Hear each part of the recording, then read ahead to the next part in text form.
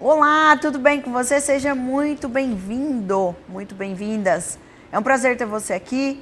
Hoje eu vou falar de um assunto seríssimo, que é sobre a depressão. Lembrando que a depressão cada vez aumenta muito mais. E a gente pode falar de tópicos como ansiedade generalizada leva à depressão, síndrome do pânico é igual a depressão, ou todos esses distúrbios viram depressão? Existe vários graus de depressão? Existe? Quem vai falar isso para mim é a Valéria, presente aqui no nosso programa. Mais uma vez quero te agradecer, Valéria. Obrigada mais uma vez por aceitar nosso convite, por falar de um assunto de extrema importância. Valéria, eu já quero te perguntar assim, como eu sei identificar que é depressão e se existe diferença nas idades, tipo adulto, infantil, porque tem uma depressão que pega numa fase, né, de fase existencial, o que, que eu sou, o que, que eu quero ser, e tem depois quando fica velho também, o índice parece que aumentou bastante, mas tem dos jovens, que às vezes acaba aí entrando em depressão, cometendo suicídio, já vimos tantos casos, né, fala um pouquinho para mim. Então, assim, boa tarde, agradeço a oportunidade de estar participando. Acho que é importante a gente contextualizar a depressão. Em vista da pandemia, né, a gente já tinha um índice muito alto de depressão, né, falando de saúde mental, e com a pandemia, os problemas de depressão, ansiedade, síndrome do pânico aumentaram muito. Depressão é uma doença que fala aí da nossa afetividade. Então é uma forma aí melancólica, que a gente vê o mundo, né? A gente não tem mais alegria, não tem mais disposição, não tem mais motivação em fazer as coisas. E em termos de faixa etária, ela pode acontecer em qualquer uma, criança, adolescente, jovem, idoso. E como que ela se caracteriza em cada uma? A criança, muitas vezes, ela pode começar a perder a vontade de estar querendo ir na escola, problemas de aprendizagem, ela pode se mostrar assim, sem vontade de brincar, sem apetite. Valéria, eu vou até te pausar. Esses dias saiu uma matéria nacional que eu vi numa entrevista que a psicóloga falava assim: se o seu filho não sai do quarto, comece a olhar diferente para o seu filho. Independente de se ele está jogando, se ele está estudando, filho dentro do quarto 24 horas. Fez esse alerta. Sim. E esse alerta, acredito que não é só para as crianças, né? Acho que começa hoje muito cedo com as crianças, que eles estão muito expostos às mídias virtuais, estão nos joguinhos, estão nos vídeos. E se ele fica muito isolado, a gente já tem que chamar a nossa atenção.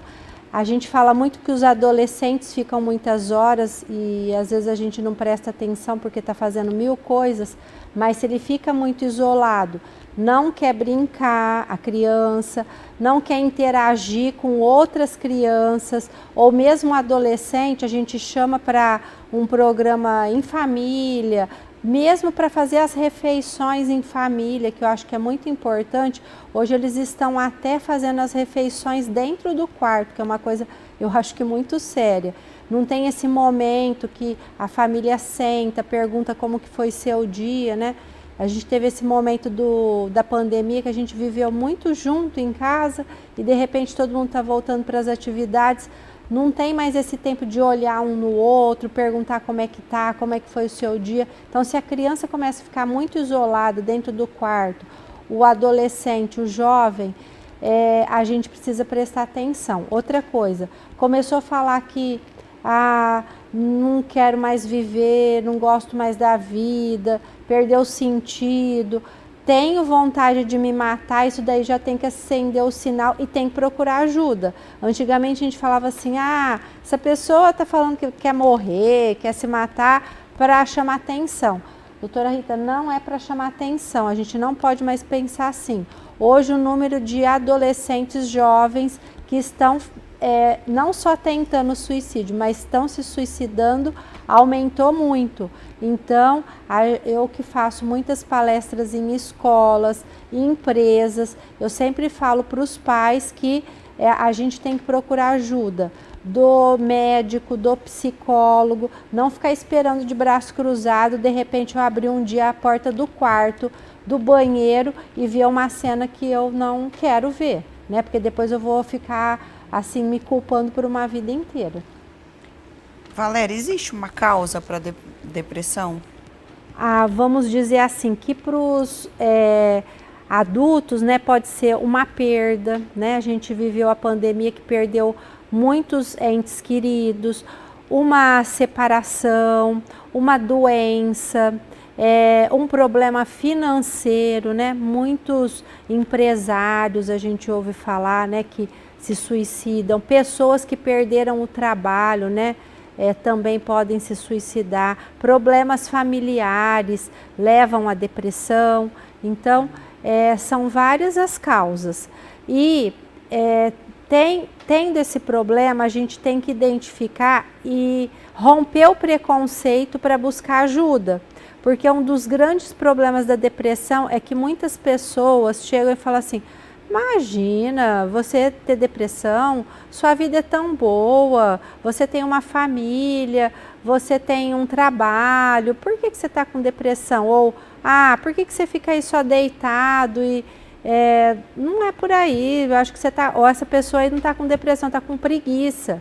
E lembrando que a depressão não é só um problema psicológico, é um problema que a gente está falando de neuroquímica, neurotransmissores cerebrais. Então, a pessoa vai precisar fazer um tratamento com um médico, vai precisar estar tomando medicamento para ela estar melhorando em muitos casos, né? Dependendo do grau dela, que ela pode ser leve, moderada, grave, dependendo dos sintomas, ela vai precisar de medicamento e, se a pessoa tiver oportunidade, a psicoterapia vai ajudar mais no tratamento.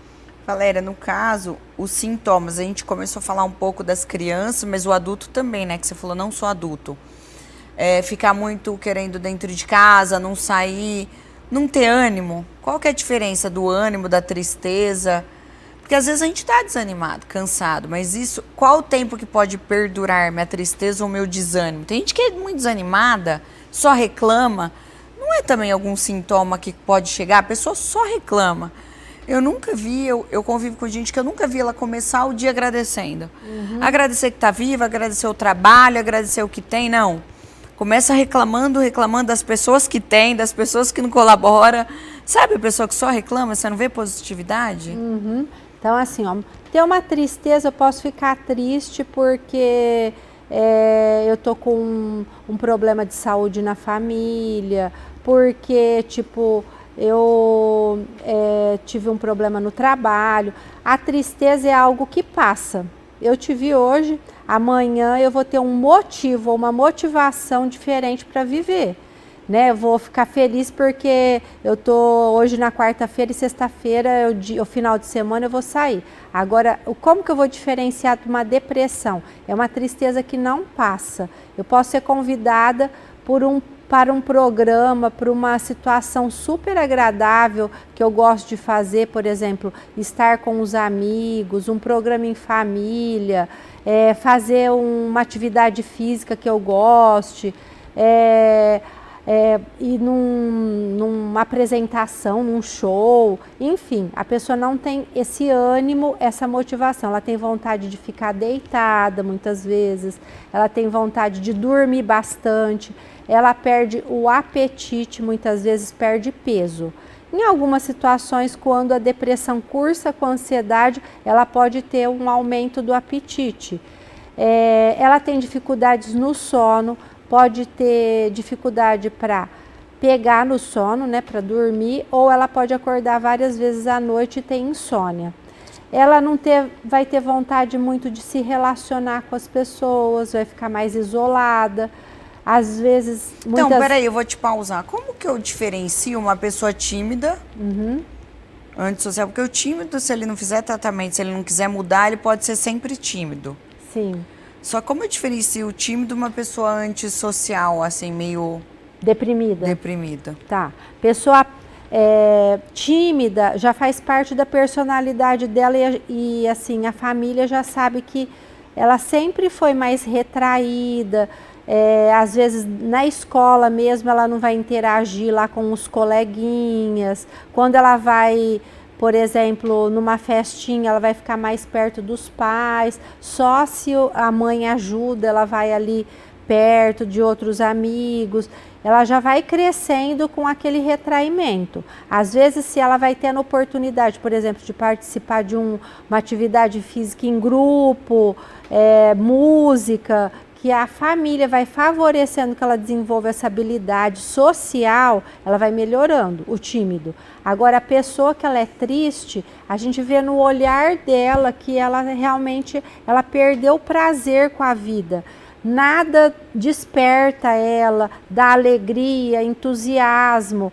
Existe até um filme, né, que ele se chama A Vida em Preto e Branco, né? Parece que a pessoa ela não vê mais colorido na vida, nada faz ela feliz. É assim que a pessoa fica.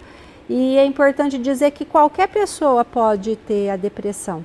Pode ser uma pessoa de um meio social menos favorecido, uma pessoa de classe média, uma pessoa de classe alta.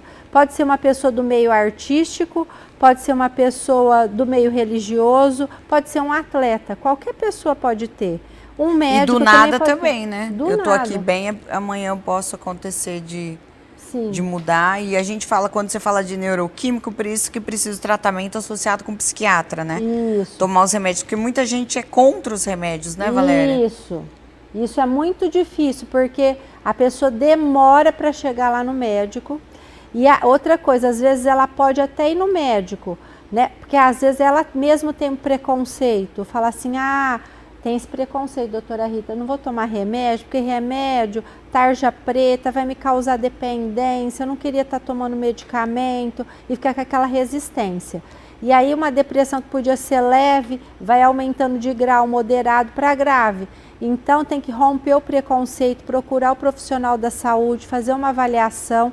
E o medicamento, com certeza, logo vai aliviar os sintomas. Só que a gente não pode tomar o remédio assim, tipo, algum tempo. Porque algumas pessoas melhoram dos sintomas, mas logo elas param de tomar medicação. Uma medicação para depressão, ela tem que ser tomada com orientação médica.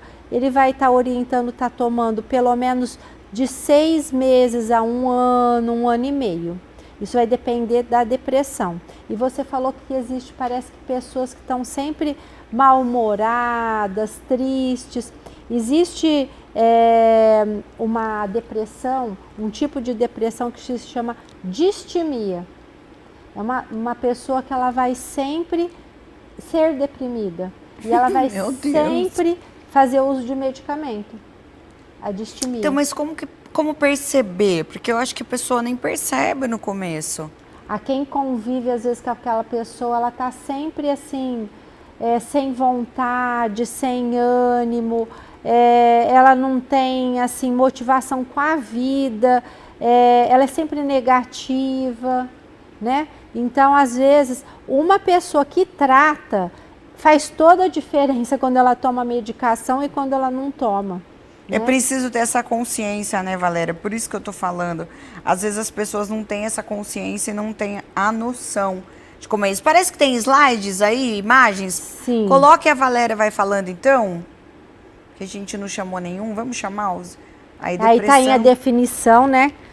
Que ela é um transtorno da afetividade, que eu falei da melancolia, do desânimo, que compromete a pessoa como um todo, precisa ser tratada, senão ela gera um sofrimento não só para ela, mas para toda a família, e também a família ajuda muito, né? Aparece para todos os tipos de pessoa.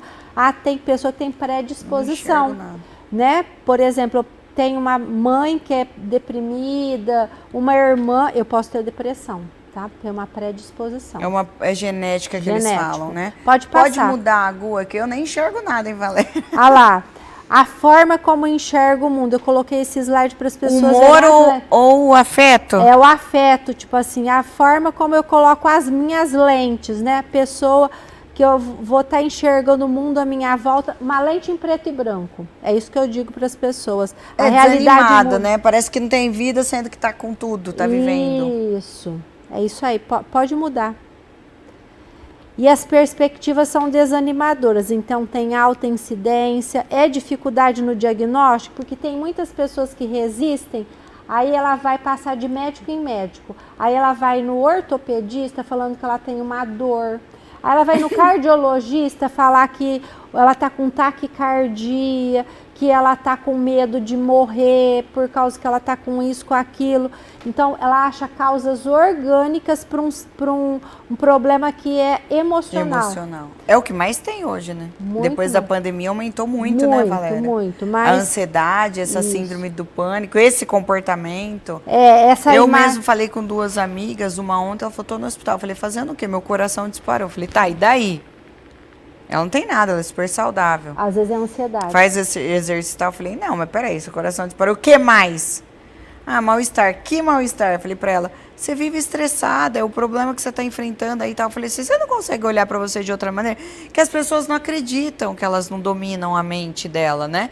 Então, assim, não só essa como uma outra que falou, eu tô com vontade de chorar, eu achei que eu tava morrendo, eu fui com os mesmos sintomas, fui até no hospital e não era.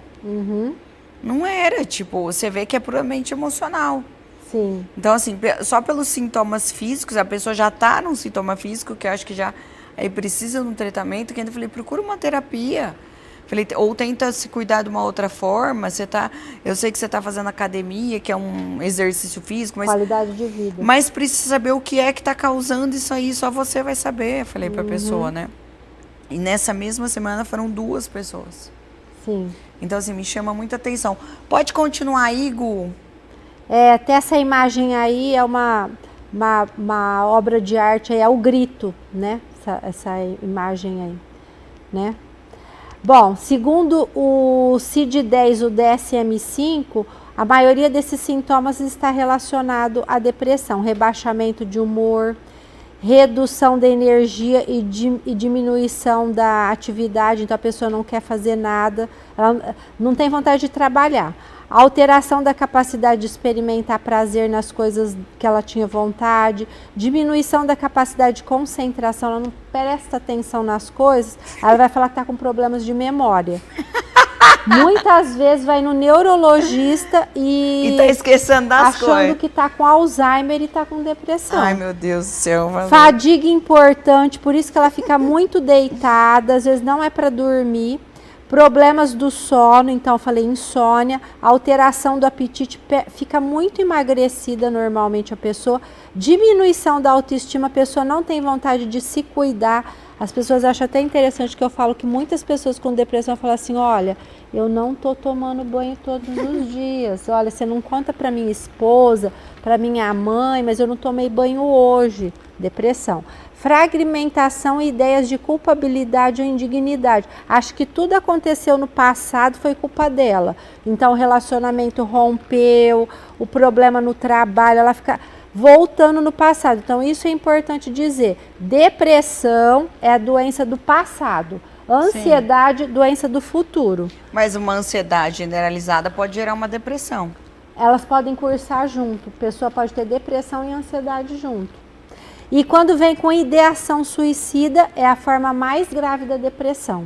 Então ela pode ser leve, moderada e grave. Mas quando tem ideação suicida, é grave. Valéria, em todos os casos eu uso remédio ou não necessariamente? Passo próximo. Por exemplo, no caso leve, eu posso ficar só com a terapia? Ah lá, ó. Leve, coloquei essa imagem também para colocar como as pessoas usam a máscara social, né?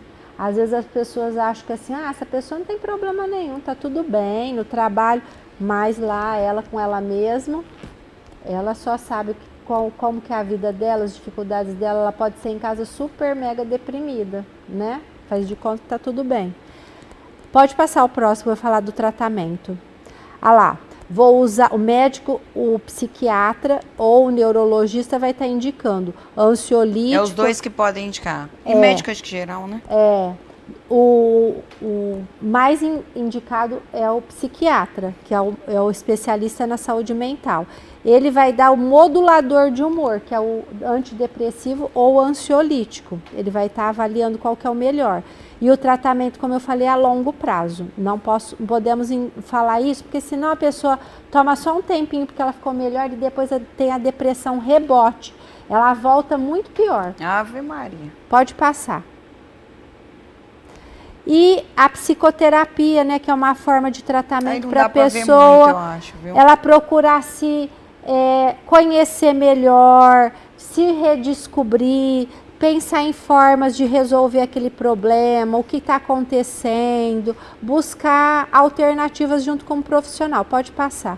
E eu acho que também a questão da qualidade de vida, que não é só medicamento, né? Mas também o que eu estou fazendo na minha vida? Estou tendo uma alimentação equilibrada, hábitos saudáveis, estou indo para um lugar desse ter um pouquinho de higiene mental, praticando um pouco de meditação, relaxamento, mindfulness. No último congresso que eu fui, é uma das práticas mais indicadas pelos médicos para estar evitando ansiedade, estresse, que é a meditação. Relacionamentos saudáveis, né? Apoio da família, que também ajuda muito, né? A pessoa que muitas vezes tem uma condenação lá em casa, fala assim, nossa, depressão, por quê?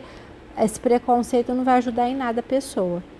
Na verdade, a pessoa que negativa, nossa, por quê? Não ficar. Então, se for para falar, então não fala, né?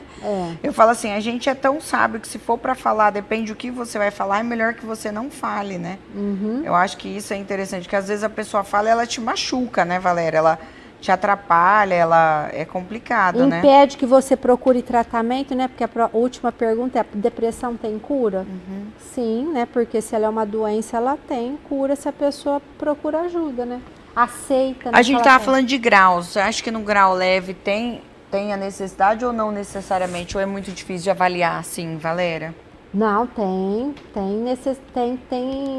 tratamento. Eu falo assim, ó, que tem gente que tem necessidade do remédio, sabe? É isso que eu tô falando. Sim, mas, por exemplo, se ela for num psicólogo, ele vai saber avaliar qual o grau e, tipo assim, se ela precisa realmente do medicamento. Se tiver leve mesmo, às vezes só a psicoterapia ajuda. Já, é e isso mudança da qualidade de vida, fazer atividade física que a gente estava falando. Alimentação, atividade Atividade sono. física, gente, é super importante. A gente produz endorfina, que é o hormônio do bem-estar, do prazer, né?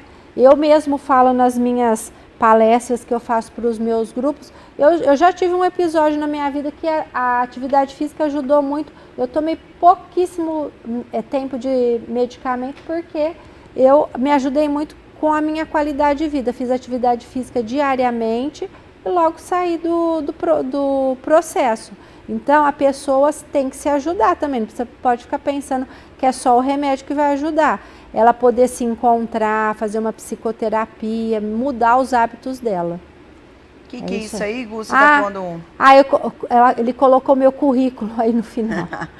Você é psicóloga e o que? Neuropsicóloga. O que é a neuropsicóloga, Valéria? A neuropsicóloga é quem faz avaliação neuropsicológica para definir problemas cognitivos. Então, se uma criança, um adolescente, um jovem tem problemas de aprendizagem, problemas de comportamento, e também idosos, se tem algum processo demencial, eles vão na neuropsicóloga, que ela auxilia os médicos a definir os diagnósticos, a neuropsicóloga.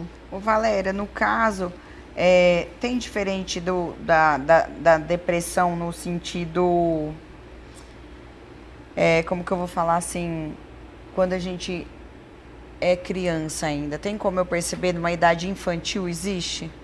Que a gente fala de adolescente, criança até que idade? 11, 12, 10, 9, pode acontecer? Dela ter depressão? Pode. Até... Por exemplo, separação dos pais, Sim, um irmãozinho nasceu. Sim, a gente vai perceber... Perder um cachorrinho. Sim, ela vai ficar mais triste, ela vai perder o apetite, como eu falei. Às vezes ela não vai querer brincar, vai ficar assim, mais isolada. Tem criança que expressa muito, por exemplo, ela fica chorosa, às vezes até com problema de saúde, ela vai ter febre, né? Vai ficar mais doentinha. E aí, por exemplo, vai fazer os procedimentos médicos. Não tem nenhum problema de saúde no exame de sangue, ela está deprimida. Tem vários tipos de depressão, eu vi também, né, Valéria? Parece que tem a depressão que é ansiosa, a depressão psicótica, a depressão pós-parto. Tem depressão Muitas mulheres ficam não querem o nenê, rejeito, todo mundo fica desesperado. Como?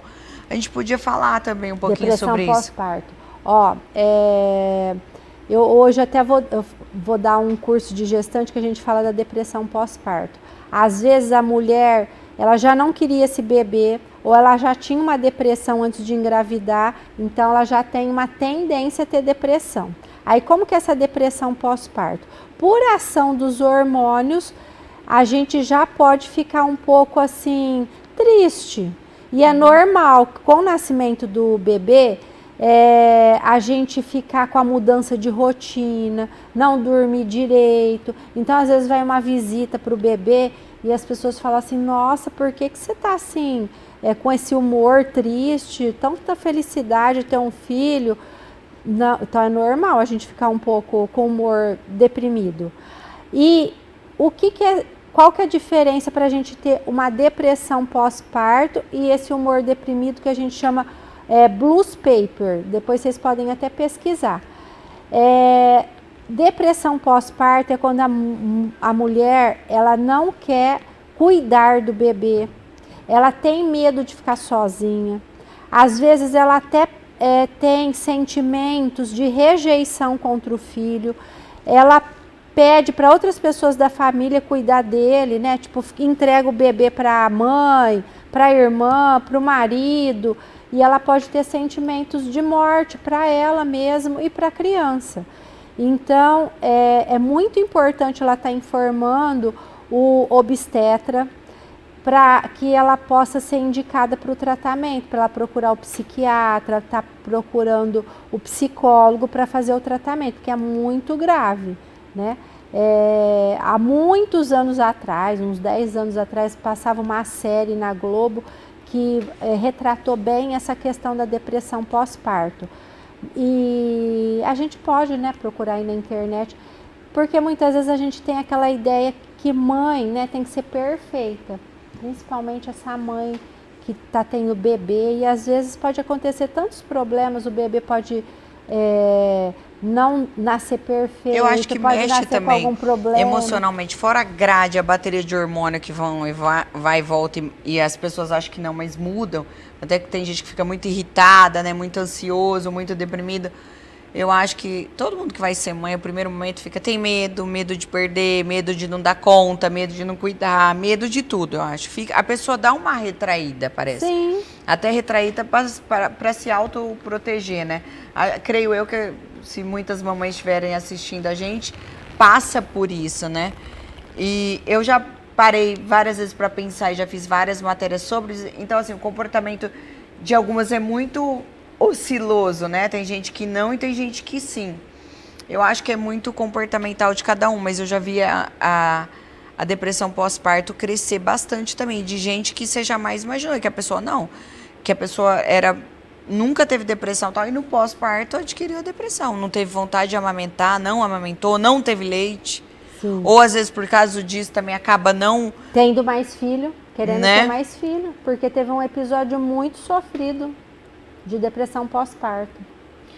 É isso, né, Valéria? Falta alguma coisa que a gente não falou? Falamos dos sintomas, do tratamento, que é... E os riscos de suicídio, Valéria? Quando a gente vai perceber isso? Sem ser algumas coisas que a gente citou, hein? Eu acho que nós falamos do isolamento e quando a pessoa começa a anunciar, né? Anunciar que ela quer morrer, né? Recentemente, né, a gente teve um episódio aqui em Ribeirão Preto, né? De jovem num colégio até bem reconhecido, que se suicidou, 15 anos. Né? Mas isso não é só aqui em Ribeirão Preto, aqui em Sertãozinho. Não, nós tivemos um menino de 18 anos que pulou da ponte, que largou da namorada, deu matéria regional, nacional. Teve uma época do ano passado, assim, seguidas, né? Pandemia. De suicídio ou de adolescente que termina o namoro, Valéria? Sim, muito. Menina e menina, mas a maioria dos meninos ou enforcado naquela... Olha, a questão é não tolerar frustração. O nosso juventude, as nossas crianças não têm tolerância à frustração. Então, como que eu sei isso para identificar, para ajudar meu filho? Então, tipo assim, eu tenho que trabalhar muito essa questão da regulação emocional, a gente chama, né, na classe dos psicólogos. A gente tem que falar não para o filho e muitas vezes tolerar que ele dê conta do nosso não. Quando a gente coloca o limite e não, tipo assim, ele pede alguma coisa para mim e eu já fornecer. Porque senão ele vai crescer um adolescente, um jovem, que eu vou querer sempre suprir a necessidade dele. Não. Falei não, ele tem que dar conta daquele não. É não para o brincar naquela hora, comprar aquele brinquedo que ele queria, ou adolescente, aquela roupa que ele gostaria de ter de marca, ou ir naquela festa da hora que está tendo e ele não poder ir. Então, a gente tem que colocar os limites e saber administrar os conflitos ali com o nosso filho.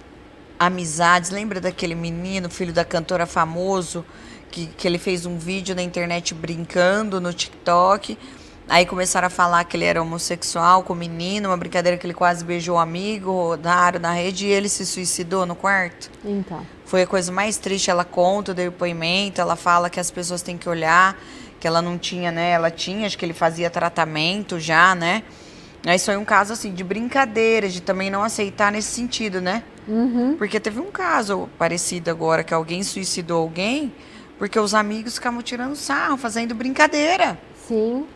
Tipo, eu achei inadmissível isso, mas como que você vai acreditar no que o outro fala? Questão do bullying tá muito sério, que na nossa época, né, tipo, há uns anos atrás, a gente nem chamava de bullying, mas as pessoas tinham mais tolerância a essas piadinhas, né, e hoje as pessoas não têm, por exemplo, não sabem, por exemplo, falar com os pais, com os professores, compartilhar os sentimentos. Simplesmente vão lá e executam, às vezes até porque tem influência das redes sociais, né? Ó, você vai lá e faz isso quando você não der conta das coisas. Teve um menininho agora que se suicidou também na Suíça, Reino Unido, quer dizer, desculpa. Deu rede social, alguma... Lembra que antigamente o desafio da baleia, desafio não sei o que? Teve baleia azul. Teve um desafio no TikTok americano, ou inglês. Ele foi feio, parece que ele estava enforcado no quarto. E a mãe, tipo, aí eles queriam até processar o TikTok. Mais crianças fizeram, e tipo, a mãe disse que encontrou a filha, mas deu tempo de salvar. Que ela também, alguma coisa que enrola no pescoço e faz, quanto tempo aguenta. É umas coisas que parece que precisa competir, comprovar, jogos, né? É um absurdo, né?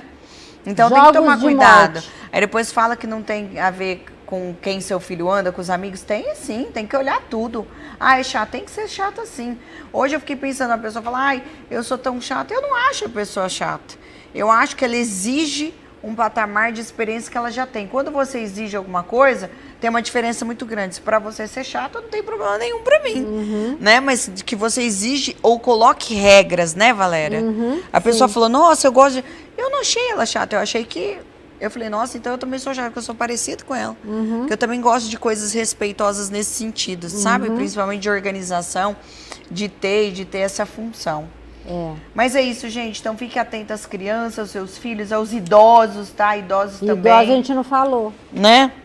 Porque muitas vezes perde o ente querido, muda muito a rotina, fica na casa de um filho, na casa de outro. Quantos idosos são retirados da casa, né?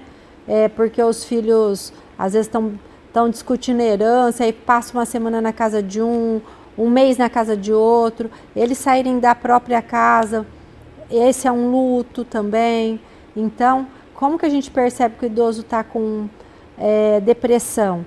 Também, tipo, às vezes não é uma depressão clássica só que fica chorando, mas pode perder o apetite, perde a vontade de fazer as coisas, fica apático, né? Tem muito essa questão que o idoso ele fica apático, ou pode ficar irritado. A depressão pode deixar a pessoa irritada também, né? Não é só triste também não, né? Então por isso que o profissional melhor para avaliar é o médico.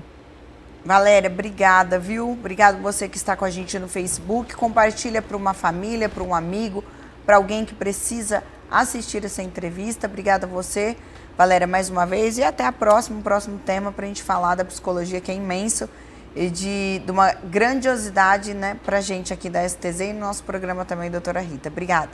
Agradeço a oportunidade e estarei sempre à disposição para colaborar com a comunidade.